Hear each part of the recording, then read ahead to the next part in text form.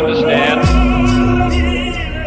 Freedom has many difficulties, but we have never had to put a wall up to keep our people in.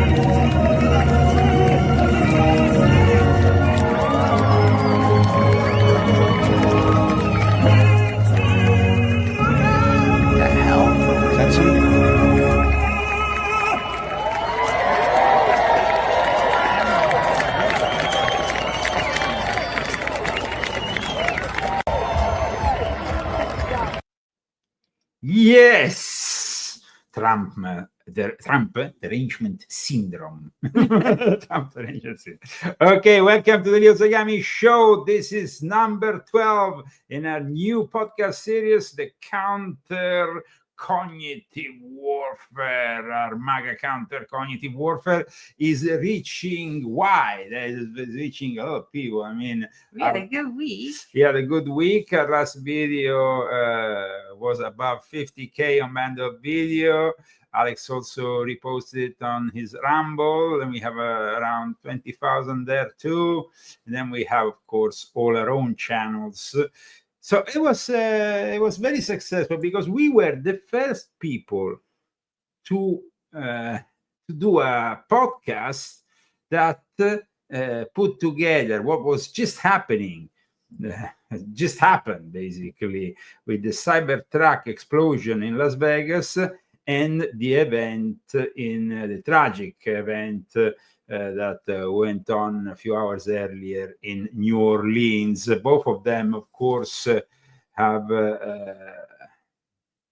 passed in the military at Fort Bragg, which is a specific location because that's really the center of psychological operation for both the 4th and the 8th Battalion. I talk very much about Fort Bragg in this book, Confessions of an Illuminati, Volume 11. However, the FBI says they have not found any links between the two. We can't really trust the FBI, however, because this FBI, we are looking forward to a new FBI ASAP. And in the meantime, though, we are in front of a possible threat of great proportions emanating from the Carter funeral. I mean, there is really a possibility that they will take advantage of all these heads of state, our own presidents, past and present, all in the same place for celebrating, of course, the life of Jimmy Carter. And this is a warning, of course, that we're taking very seriously. However, Christy, who are the sponsors of today's show? Daniel Estes and Alcarazada Minta. Thank you very much. And for everybody that bought the book, thank you very much. We had a good week.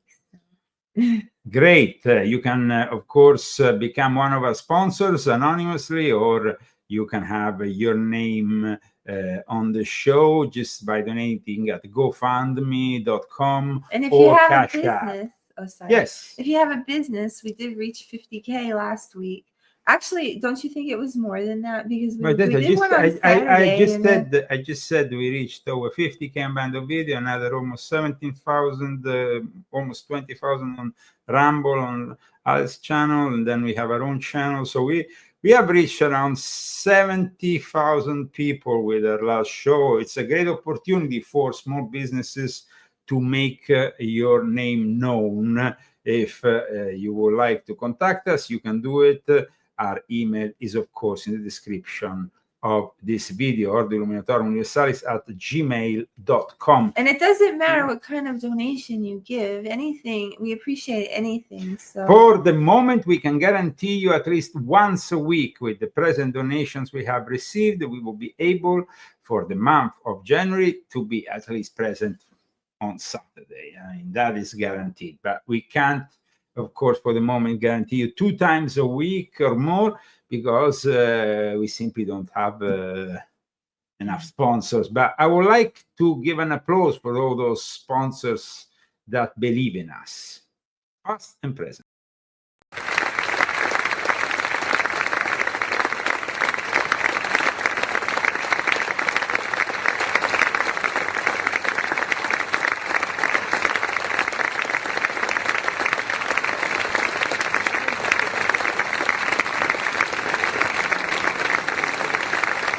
The Leo Zagami Show with Leo and Christy, January 4th of the year of the Lord 2025.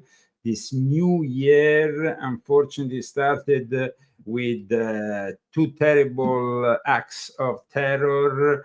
We now know a lot more about this guy who was driving the Cybertruck, and a lot more about the other guy who unfortunately killed a lot of people in New Orleans. But I would like to show you now what is being said by The Sun. A known newspaper who is talking about the threat of having an attack during this Jimmy Carter funeral, which is regarded as the perfect time for an attack. Significance of this plays havoc, certainly in terms of any major events that are going to be taking place in the United States for the foreseeable future, and most especially the state funeral for President Jimmy Carter, which will be occurring next week. Now, one of the greatest concerns of this will be that there will be heads of state from various countries from across the world that will be in attendance. The eulogy will be led by President Joe Biden, the current presidential incumbent. And as such, the US is very much on the world stage right now in terms of international attention, not only by the media and the press, but by the general public at large. And Al-Qaeda and Islamic State know this, and they know that anything that they undertake, Al-Qaeda and Islamic State, as those who have, of course, read volume 10 of my Confessions know very well, and the title is Islamic Freemasonry and the Secret Societies Behind the Eternal Conflict in the Middle East, the only book that exposes Islamic Freemasonry. This is a very important book, and in this book I explain how if we are talking about Hamas, if we're talking about Al-Qaeda, if we're talking about Salafi jihadism in general, we are talking about mercenaries of the New World Order, mercenaries of NATO in particular. And this happens every time they want to generate chaos, terror. And what better moment than generating chaos and terror before their arch enemy, the number one enemy, is actually gonna take control of the White House on the 20th of January. So we are really viewing a new strategy by the New World Order, who today, of course, in the person of Joe Biden, has awarded the freedom, the Medal for Freedom to a series of scumbags like Hillary Clinton, George Soros, who was not present. It was Alex Soros who picked up his father's medal, and then we had Bono of U2. Bono, I mean, how Bono, many words does he have? what kind of wars? This is a medal of freedom, so it's not a war really, but I want to show you here, of course, some of these protagonists that, of course, Hillary Clinton is the epitome of all this evil, and she received the award. All the ways you can. As a lawyer, she defended the rights of children. As First Lady, she fought for universal health care and declared women's rights are human rights. As Senator, she helped New York rebuild after September 11, 2001. As Secretary of State, she championed It's incredible how this evil can be personified by a person like Hillary Clinton, who actually in the face is looking totally different and really consumed by her own evil. Not very healthy, not very healthy. Here she received the medal by another criminal of the Democrat Party, Joe Biden.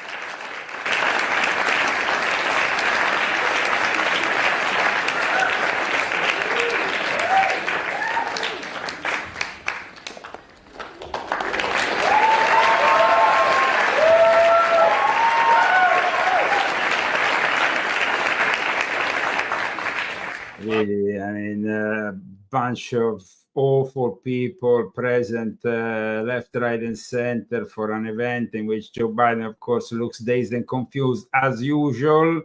And another of these figures that receives, of course, the award is George Soros, but it's Alex, the son, who receives the state Nazi occupation to build a life of freedom for himself and countless others around the world. Educated in England, he settled in America as he became an investor and philanthropist, supporting key pillars of open societies, rights and justice, equity and equality, freedom now and in the future. His inspiring generosity reminds us all of our capacity and our really the worst of the worst. And you see this kind of people awarding themselves medals for freedom. Freedom. They are the people who oppress everybody.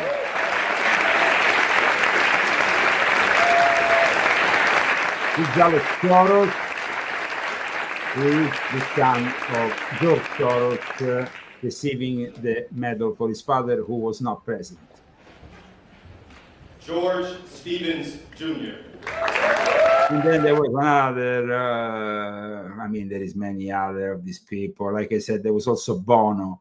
I mean, watch him here. He's really, I mean, the worst of the worst. Artists who become mercenaries and showed the way they have sold out like this, just despicable.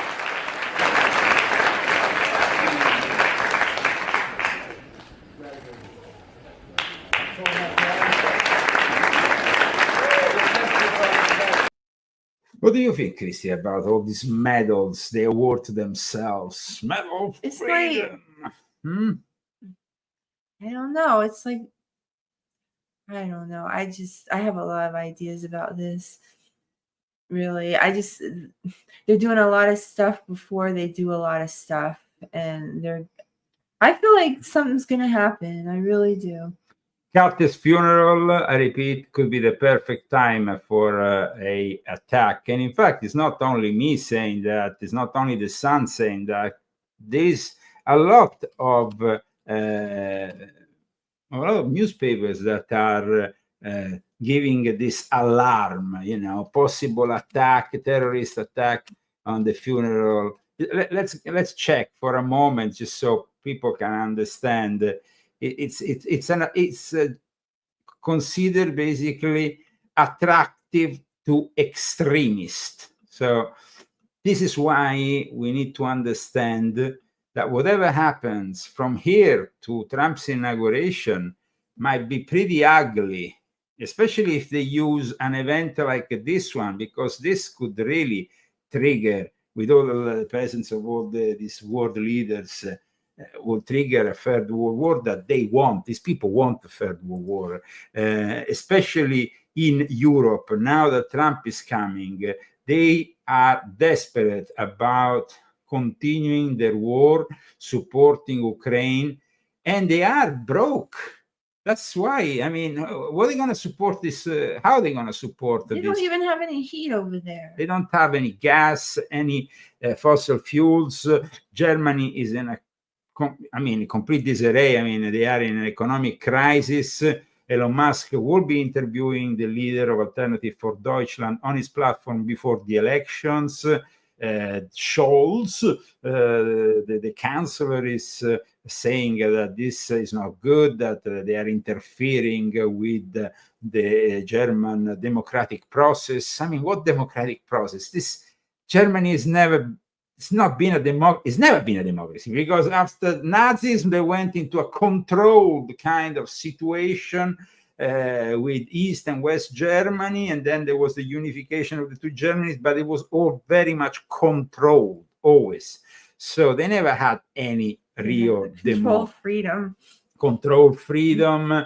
And this is very interesting. The fact that the guy who exploded with the Cybertruck, he was actually warning about World War III, and he was stationed in Germany.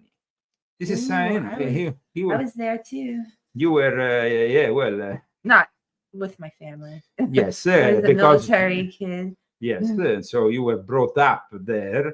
As you can see, there is a reference here. Matthew Liebesberger warned people about World War III in alleged manifesto. Remember that for the moment, the police is only officially releasing those notes they have found on one of his phones, but there is a manifesto that has been sent via email to an expert.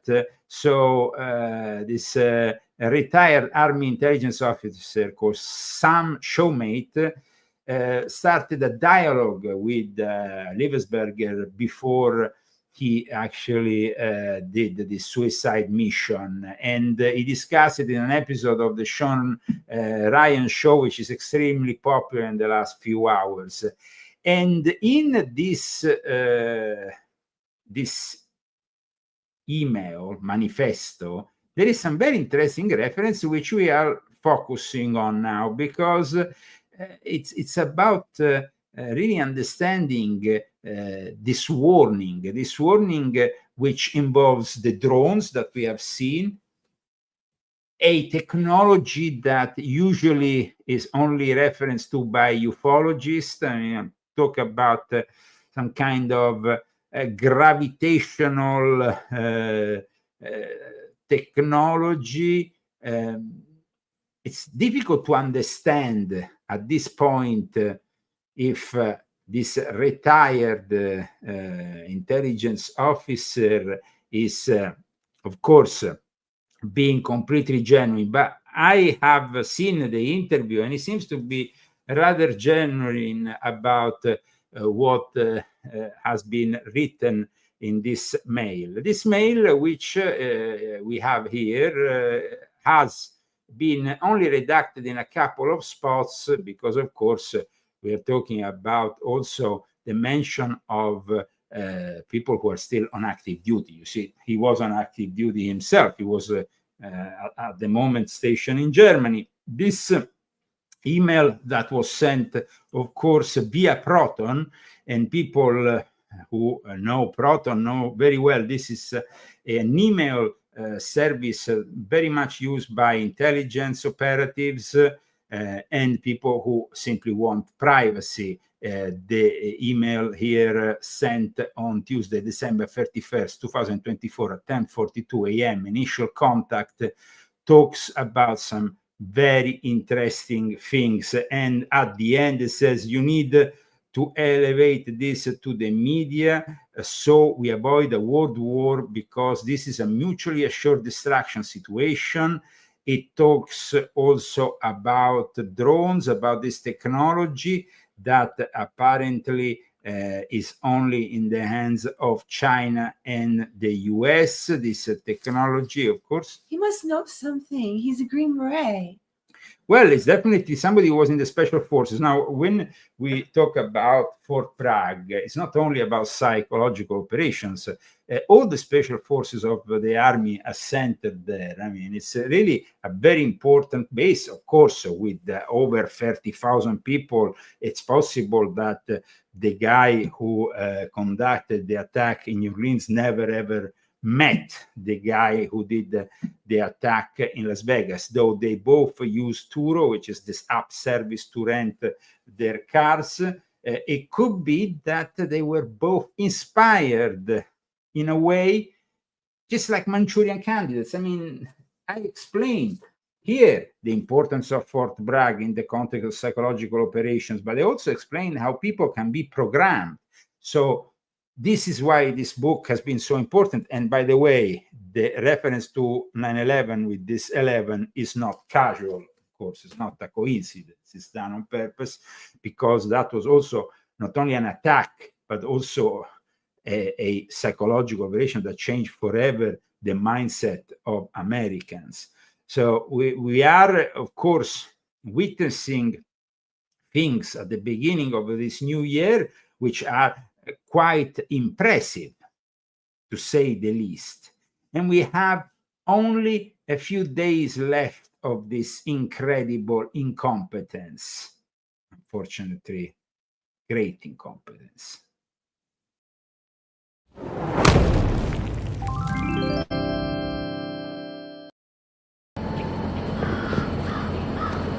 Good morning. First of all, we do know that the city of New Orleans was impacted by a terrorist attack. It's all still under investigation. You'll hear more after me. However, these people were completely incompetent. They let the barriers down. They were supposed to have the proper barriers since 2017 to stop this kind of terrorist attacks, and they didn't bring them. They had, of course, these temporary barriers, but they were, even yesterday, they were still using temporary barriers that were completely ridiculous. But there were also parts where there were no barriers. I mean, the thing is this: these people in a democratic city of New Orleans are incompetent because of the politics, which I also discussed in this book: diversity, equity, and inclusion. Before prioritizing capacity and possibility of being a great professional here in the United States, you gave importance to sex, gender, to the color of the skin. And of course, then the results are the following. I was showing you this contact, which we have all seen, because then you have also the arrival of the FBI. When the FBI announced initially it wasn't a terrorist attack, that was ridiculous. Apart from the head of the police, this woman. Who is this woman? They really had an air of knowing, like, better. I mean, yes, they had a weird attitude. And then what she said. Look what she said. Assistant Special Agent in charge for FBI New Orleans. As Chief Kirkpatrick said, we'll be taking over the investigative lead for this event. This is not a terrorist event. This is not a terrorist event, and that's it. I already said it on the show that we broadcast on what was Wednesday, that it was definitely the most ridiculous thing, because after a few minutes they completely corrected themselves. So what is happening here? When it comes down to this specific email, of course, everybody has already speculated on many parts of this email. But the interesting fact is that he also says that basically Homeland or FBI is after him. They are looking to move on him, but he has what is I am armed and I have a massive BBI. That means a vehicle which has been, it's a term, a military term for a vehicle which has a rudimentary form of bomb within it. So he was emailing this guy already saying that they couldn't stop him simply because he was armed and he had the bomb in his car. As rudimentary as, because it was a pretty primitive, it wasn't really professional, the bomb he made.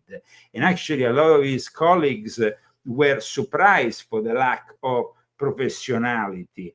But a lot of his colleagues were shocked also to discover that he had represented Matthew Liebesberger as Matt Berg, that's how he signed himself, in some kind of reality show on History Channel dedicated to the special operations of the Green Berets. Here he is. Reality show that pits teams of elite soldiers from around the world against each other. Matt and Tim. This is him. On the left, this is Matt, who is the guy who after conducted this suicide bombing in front of the Trump International Hotel. And next to him also Tim Kennedy, who is a military, who gives also, who is witness and who discovers after a few hours from this event that that is the guy because the show has been recorded and was on the air like 15 years ago, so a long time ago. But he recognized him and he was shocked, of course. From the U.S. Army Special Forces, better known as the Green Berets. Matthew Liebesberger and his partner Tim Kelly, both Green Berets, appeared on the Ultimate Soldier Challenge 12 years ago on the History Channel. They not only won, it wasn't even close. You know, for television, they always try to make it a little bit more competitive, but we swept the whole entire show. When he appeared on the show, Liebesberger used a shortened version of his name, Matt Berg. So it took Tim Kelly a while to put 2 and 2 together. And then I saw a Matt Berg with an older photo of him, and I was like, oh no. So that was it. He realized that it was this guy. But what is he saying? It's rather incredible because, I mean, his manifesto in his email is definitely unusual. He's talking about things that are almost the stuff of science fiction, when he's talking about these mysterious drones that have been used and of course in a similar fashions to the spy balloons. He also points out on that. So he kind of Liebesberg had some experience with drones himself after he accepted a role as a remote and autonomous system manager while stationed at Camp Panzer Kaserne, just southwest of Stuttgart in Germany in November 2024. So we're talking about somebody who was operational and he was actually involved in all this. In Liebesberg's alleged email, he also talks about being followed by the FBI. And so this is also very interesting because he mentions the fact that he's armed and he has a massive BB-8, a military acronym for a car bomb. So, I mean, what do you think, Christy, about this incredible scenario? I mean, you have been brought up in a military environment. We will never imagine that somebody like him... Well, I know that overseas in those military bases, they know a lot more than they ever tell us here. Because I was over in Japan in a military base when 9/11 hit.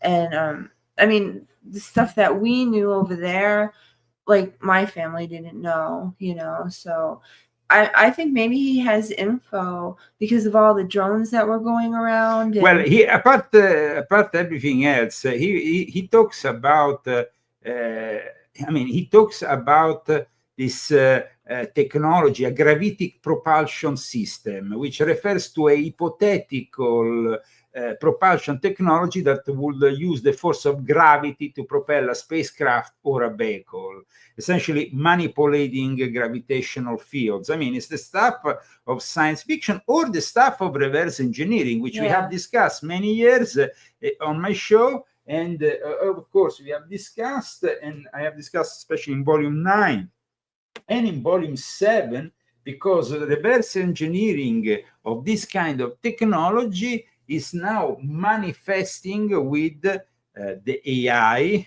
which has more and more a leading role. But in this email that we are viewing, I mean, the fact that we're talking about a technology, I repeat, the evidence of existence of it are very limited. there is some limited reports since the 1950s of some kind of of this kind of technology, this gravitic propulsion system. I mean, he makes a specific indication on something which is usually expected from a ufologist, not from a military. Yeah, exactly. I mean, he's talking about this kind of far out stuff, like what you just said. So just what you said. And let's go back to the guy who, of course, was shocked by discovering that the actions, of course, of his one-time colleague, also on TV. Dude, I know that guy. And then it just like tore my heart out because he was a really great Green Beret. And what was he like? He was charming. He was talented. He was personable. He was kind. He was all the things that you would expect from a Green Beret. At one point during the show, Livelsberger lost his cool in the 90-plus degree heat. I'm about to throw up, man. I got heat exhaustion, man. I need to take the off right now. Tim Kelly says he hadn't heard from Livelsberger for a few years. It just categorically does not make sense. From everything that I have heard, he was universally valued by his team, by his peers. I don't understand. It doesn't make sense. And it is just horrifically heartbreaking. And there is a reference in his email to something that is bringing a lot of attention also to, because the manifesto mentioned by the police is simply a couple of notes on one of the two phones they managed to open. The other phone they didn't even manage to open. He has also laptops. They have to go through a lot of material still. But he had contacted this guy who basically was contacted for a reason. He is one of these bloggers. He has an Instagram profile which is very popular, in which he denounces things within the military that go wrong. Oh, okay. So he is like, he's a former intelligence officer and current intelligence officer for a private firm, and he's a U.S. Army retired. It's called Sam Shoemate, and he went on the show of the famous former Navy SEAL CIA Sean Ryan, who has this famous show. And of course, he spilled the beans on how he was contacted and how he replied and started to talk with this guy, who told them reveal the content of this mail only after the 31st. After. So, you know, he was already planning for the first of doing something like that. However, there is some indications also on the mail that he didn't necessarily want to kill himself, because he talks also about, if I don't make it to Mexico, like he wanted to, of course, after doing something, going to Mexico through the border. But one thing that I would like Christy to read from this mail is this specific passage. Talking about gravity propulsion systems without evidence just makes me another UFO talking head. I'm not going to go on my social media page and start talking about UFOs and anti-gravity systems. I don't know what you're talking about. This was wait a second. This was the guy, of course, who he sent this email. And this guy, this intelligence operative who has this show, reacted in this way. In fact, he actually reacted thinking that the whole mail by Livelsberger was a little bit too much. You know, in fact, he actually made himself a post immediately on his own Twitter account saying, "Oh, today, as usual, at the end of the year, I receive, you know, the usual nutcases. Oh, really? Talk about this and that." Wow. So that must have been also something that the day after probably came to regret saying something. But going back to the actual email, sorry, because I wanted to actually get you to read a passage from the actual email. I wanted to... Okay, I can read it. I've been followed for over a week now from likely Homeland or FBI, and they are looking to move on me and are unlikely going to let me cross into Mexico, but won't, because they know I am armed and I have a massive BBI, which is basically a code, an acronym for having a rudimentary form of bomb in your car, in your vehicle. So the fact that he said are unlikely going to let me cross into Mexico, I mean that he didn't want to necessarily detonate himself. I wonder why he did it. But then he said, I've been trying to maintain a very visible profile and have kept my phone, and they are definitely digitally tracking me.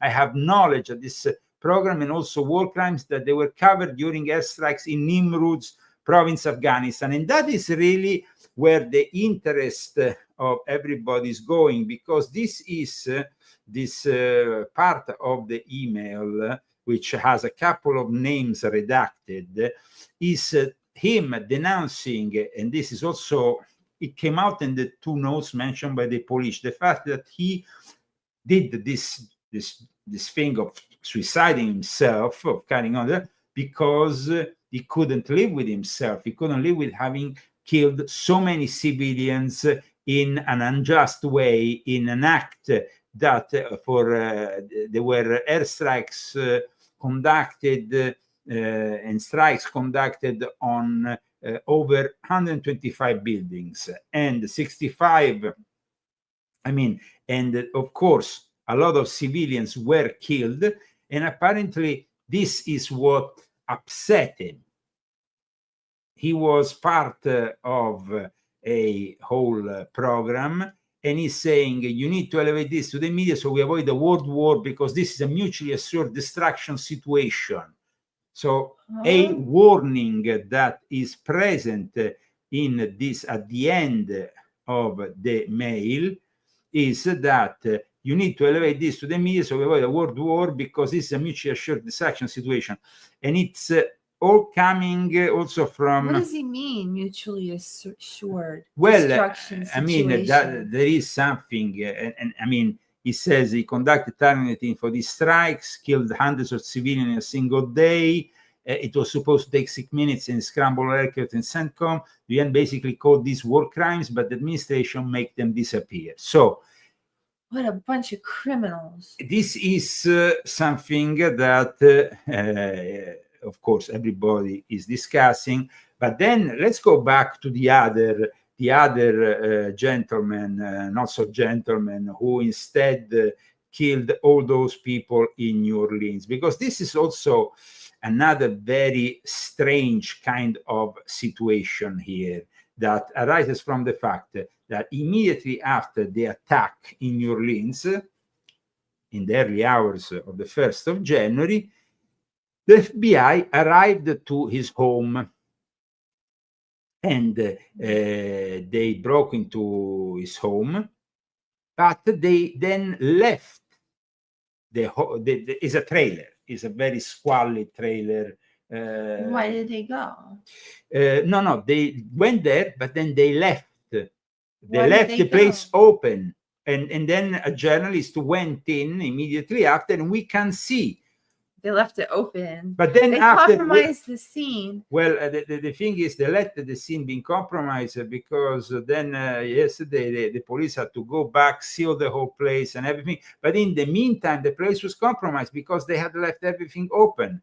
I'm talking here about the guy who conducted his terrorist attack in New Orleans this time. Inside the New Orleans terrorist home, you can see that it's been clearly destroyed, the door at least, from the FBI raid yesterday. But if we walk through the home, we see some signs of what he was up to.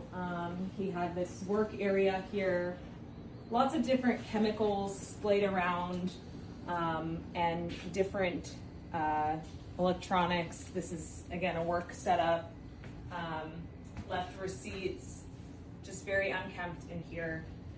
If we go over here, actually, you can see the Department of Justice documents here, the search warrant, and the property that they recorded here, which seems to be a lot of chemicals. Again, just left in disarray. There's a bedroom back here, and what appears to be his collection of religious materials, his Qurans, an open Quran with a passage there, as well as even the Bible here. Now, it's important this because this Quran is open on a surah, Surah 9, 111.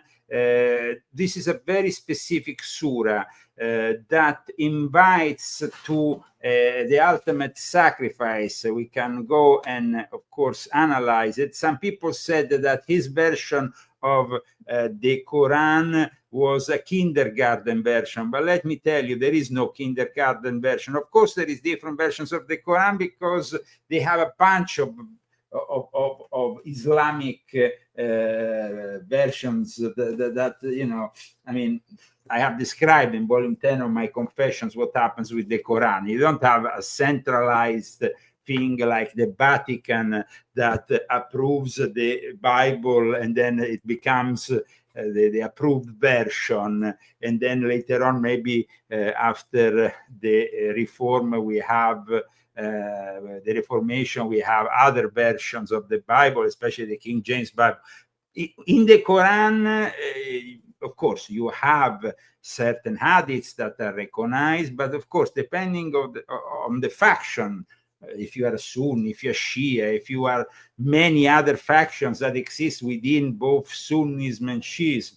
So here we are in front of a verse which is specific because it brings us to understand about his ultimate sacrifice, because it is a verse that invites to the ultimate sacrifice.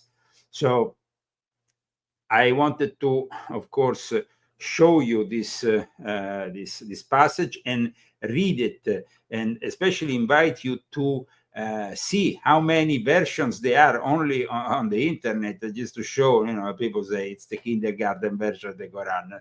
Here there is the Sai International, the Yusuf Ali, the Muhammad Sarbar, and each one is a little bit different from the other, maybe in the way. But the Surah 11, 11, which is 111, which is quite symptomatic of the fact 9/11. No, Allah has purchased the life and possessions of believers in exchange for paradise, and then it continues because this is a verse that invites the believers to attack the non-believers in a way, no? And so it says, they fight in the cause of Allah, so they kill and are killed. It is a true promise binding upon him in the Torah and the Gospel and the Quran. So, I mean, they fight in the cause of Allah, so they kill and are killed. It's not your classical martyr passage, but definitely is specific. So, here we go. Mostly books on Islam, and his prayer rug just to the left of me here. And if we go back, there's another bedroom here.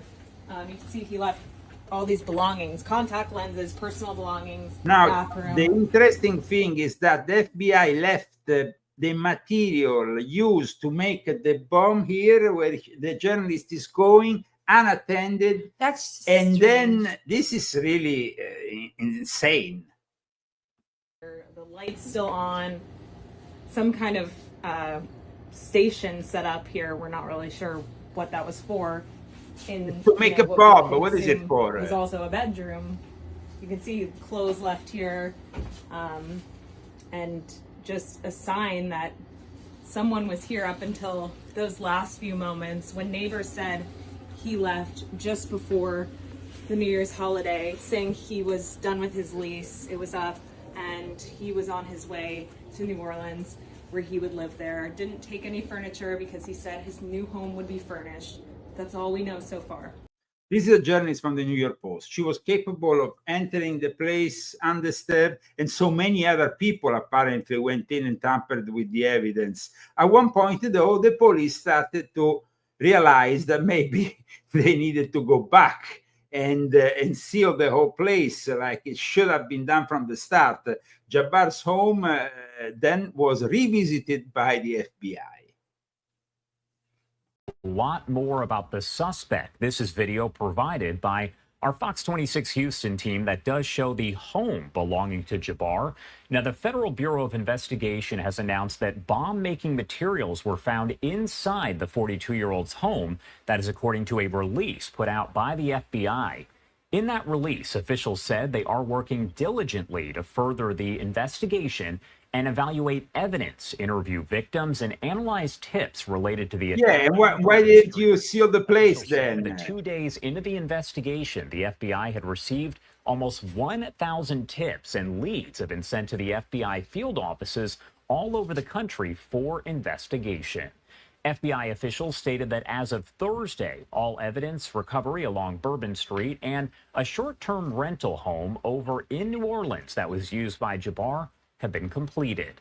While over at the location of that short-term rental, FBI officials said bomb-making materials, which were rendered safe, and other items were found and collected for further processing.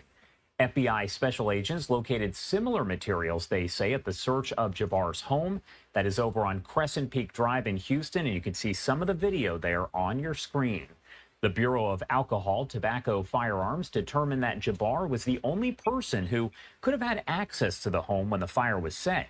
The ATF also determined that Jabbar set a small fire in the hallway. Tried to set also small fire to the home at one point. Hallway and strategically placed accelerants all throughout the house in his effort to destroy it and other evidence of the crime. However, officials said that after Jabbar left the home, the fire burned to a point that it did extinguish itself prior to spreading to other rooms, allowing for the recovery of evidence, including precursors for bomb-making material and a privately made device suspected of being a silencer for a rifle. Evidence collected from multiple sites are being evaluated to further the investigation. Now, the FBI said that during his attack on Bourbon Street, Jabbar intended to use a transmitter that was found in the F-150 truck to detonate 2 IEDs that he placed on Bourbon Street. The transmitter, along with 2 firearms connected to Jabbar, is being transported to the FBI lab for additional testing, as well as clothing and shell casings from the truck. FBI personnel. But then the strange thing is leaving this place and then going back to it after realizing, I mean, that is really weird. That's really strange and suspicious, to say the least, no, Christine? Yeah. I mean, okay, we are... the FBI, though.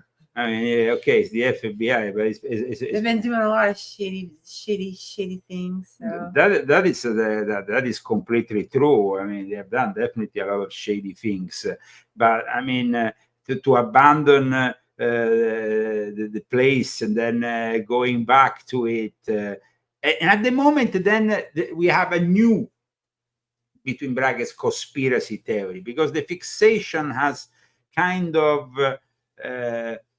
gone from the drones now into this new kind of fog, which is like a bit of a John Carpenter movie, a strange form of fog which people think might be a biological warfare of sorts. It is definitely very strange what is happening. Where is it? It's happening in places like Florida, for example. I will show you now this strange fog.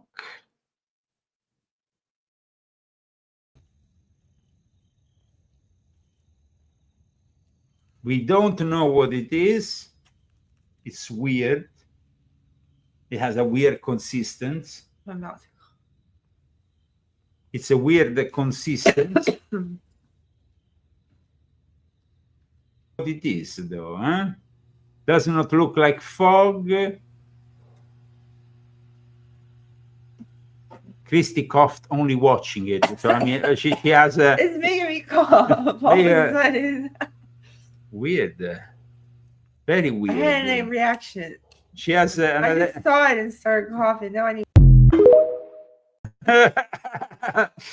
Okay, so we are going towards the end of today's show, but we still have 10 minutes fueled with news, especially since we have touched on this subject before, and we have made a whole show about how this woman in Wisconsin, this 15-year-old girl, was brainwashed and had some kind of satanic links that were rather visible, and she was connected with a guy in California. Now, this guy in California, linked to the Wisconsin school shooter, is now under investigation, and this is what happened.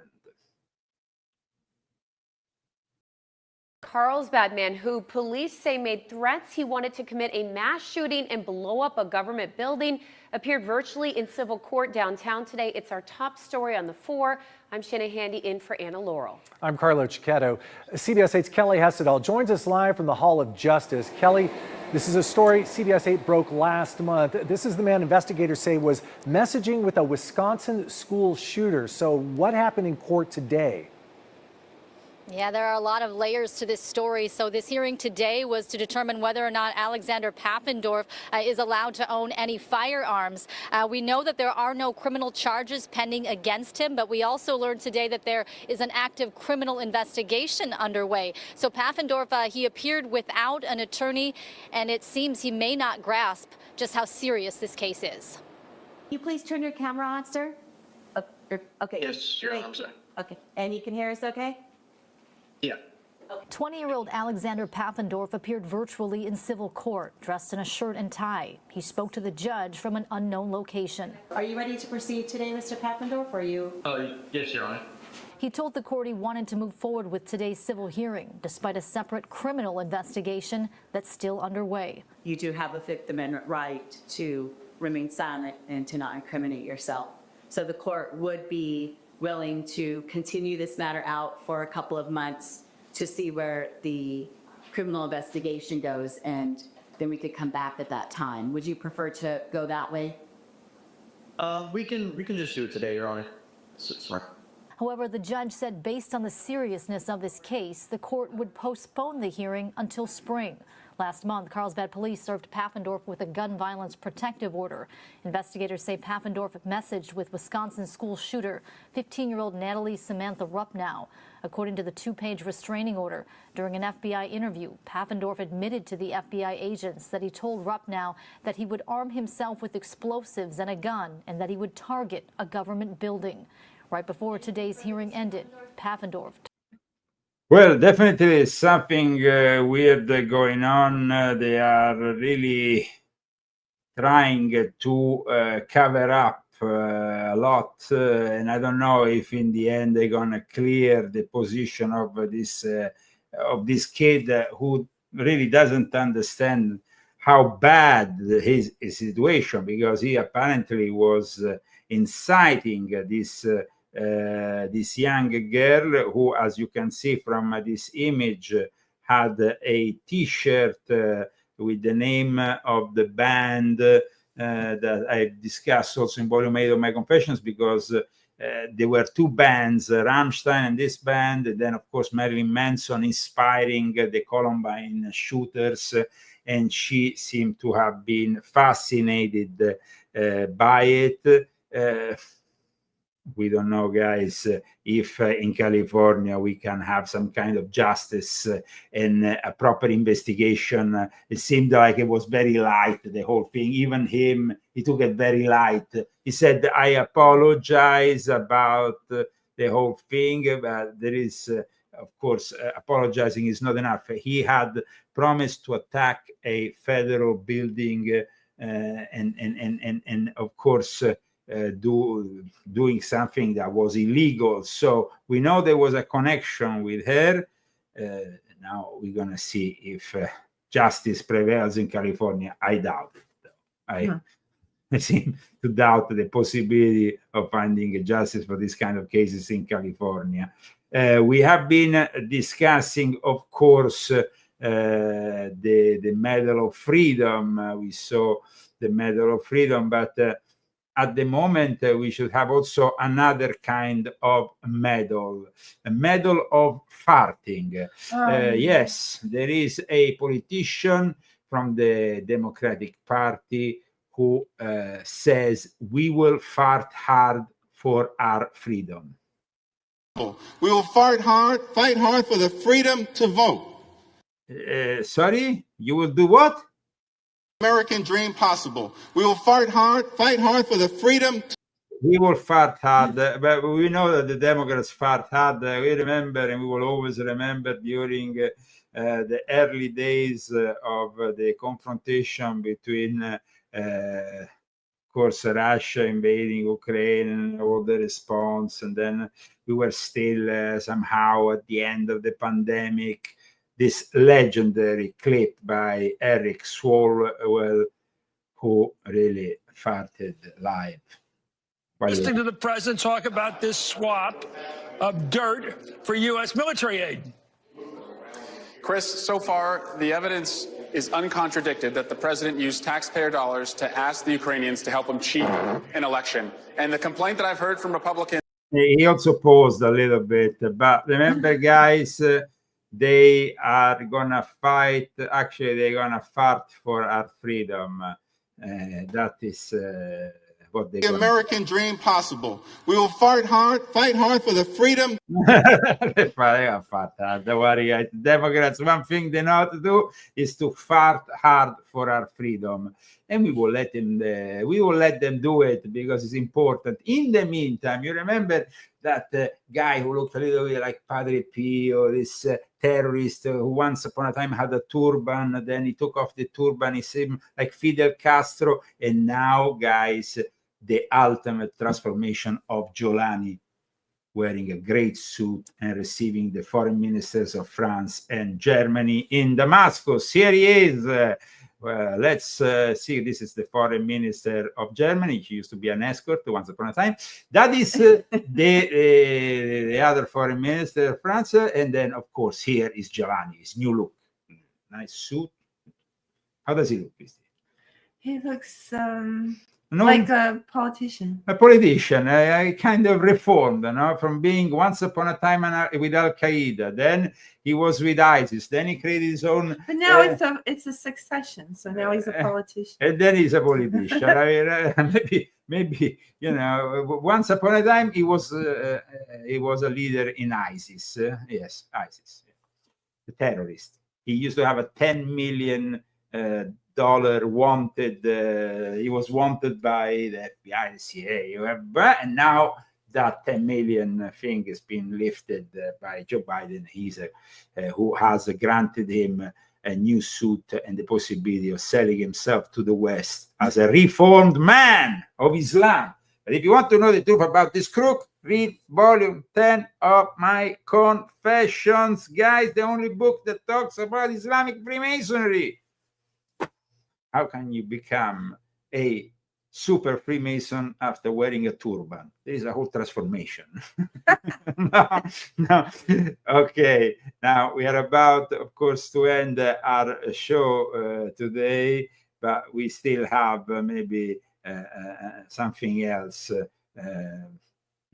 It's MSNBC. They still exist, and and they actually blame the American military more than the terrorists. Giuliani is a hero for them. Who has ever crossed the southern border in the history of the existence of the southern border has killed more people in this country than Timothy McVeigh, who was born in Lockport, New York, the northwest part of the state, into a white Roman Catholic American family with roots in this country that go back farther than Donald Trump's roots in this country. The New Orleans terrorist, like Timothy McVeigh, reached the rank of sergeant in the United States Army. The simple fact is, this country has suffered more deadly terrorism at the hands of American-born citizens who are veterans of the United States military than people who have crossed into this country at the southern border. It is very clear from the evidence that if you want to worry about terrorism in this country, the United States Army is a much bigger problem than the southern border. No comment. These people should be just banned from transmitting their bullshit, because it's just blaming the American military. One thing we can blame the American military under Joe Biden is transforming the American military in a place of weak officers who are more interested in gender or the diversity, equity, and inclusion policies. The color of the skin counts more than being actual good soldiers. This is the problem here. Maybe in the last 4 years, we should have acted differently, and then ISIS or Al-Qaeda will not have the possibility of transforming into traitors our best soldiers, because our best soldiers, are castrated by Joe Biden's administration. I mean, these are a bunch of clowns. You see when you have an officer coming into the room and the officer is dressing up, is wearing lipstick and dressing up like a woman. I mean, this is outrageous. When he's supposed to be a guy. Guys, the arrival of the Trump administration can't come soon enough, as well as Trump's, of course, arrival in the White House, people like Kash Patel at the FBI, and many others that will reform, hopefully, these corrupt deep state federal institutions. But in the meantime, let's be very careful, because Carter's funeral could be an opportunity to create really something unprecedented that will be very difficult after to undo. Yeah, I have this fear, as well as the possibility that maybe the whole Trump presidency will be fueled by these mercenaries. Because when I talk about the Islamists, I'm talking about mercenaries of the New World Order. 9/11, yes, it was Al-Qaeda, of course, together with PNAC, together with George W. Bush, Dick Cheney, the neocons. They worked together, just like the Assassins used to work together with the Knights Templars, like I explained in this book, to attack the Sunnis and Saladin. This book has 5 stars, and it has even positive reviews by Muslims who can't find a way to debunk it, because it's not debunkable. The truth is not debunkable. Remember, volume 10. An absolute must, together with volume 11. And volume 11 is about the psychology, the mind control, and of course, how we transform a perfect soldier who was in special operations, who was decorated, into a guy who blows himself up in front of Trump International Hotel. By reading this, you understand how. It's very sad. I mean, this guy was probably given some how you say, medical drugs in the last few months, and pharmaceutical drugs that transformed also his mindset. And I explained how these pharmaceuticals who affect the mind have been spread deliberately from the 1950s onwards to cure things like depression, but in reality they make you after very dangerous or suicidal. So this is also a very important thing to clarify. Christy, who were the sponsors of today's show? And of course, I want to go and pick up your books. Can you get it? Yeah, don't worry, I'm picking them up. Daniel Estes and Margherita Minta, and everybody that bought the book, thank you very much. Confessions of an Illuminati Princess. If you want to know more about the female perspective and the adventures of Christy when she was also in Italy with me, many things happened, very interesting things, not only in Italy, but also all over Europe. And the Zagami family cookbook in this new year. There's the second one too. Yes, Confessions of an Illuminati Princess, Volume 2. But in this new year, one of your propositions should be to cook better, to cook great food, to make food great again, to learn how to make your own tiramisu, to learn how to make your own fresh pasta. Yesterday we had this fantastic pasta with peas. It was amazing, guys. I tell you, it's very simple. Let me see if I can see what we had today. It was very simple. I use this. I mean.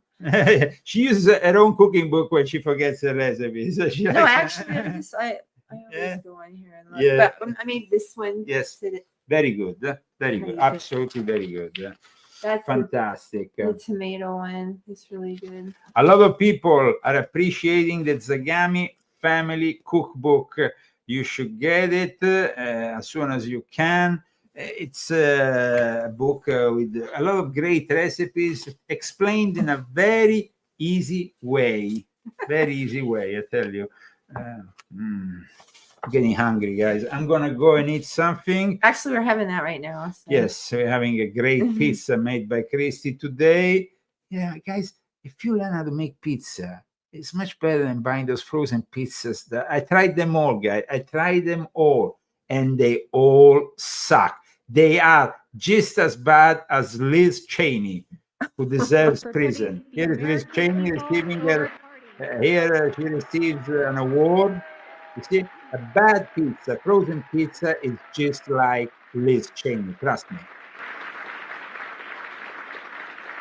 And what you want to do with Liz Cheney, you want to arrest her. I would like to arrest all the people who produce frozen pizzas, because I haven't seen a decent frozen pizza in a while. Okay, at this point, they made them good in Italy, though. They were pretty decent. Yeah. They should import them here. I don't know. It seems really difficult to find decent pizza. But you make the pizza now. You have hacked the pizza, and you explain how to make fresh pizza with certain kind of flour 00. Just so, but in any Anna's case, flour is still #1. So. Anna's flour, yeah. This in that time, good kind of, but you can find it everywhere. But in any case, that is 00. Okay, welcome to 2025 with Leo and Christy. The Leo Zagami Show continues its great success in the year 2025.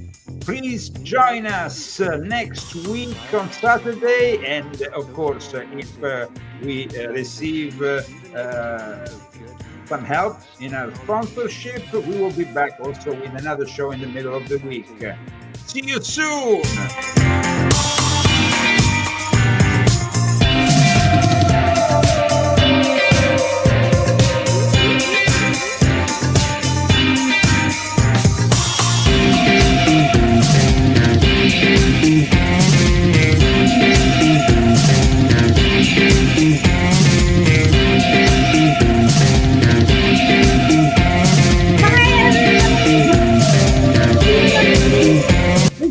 We said. Okay.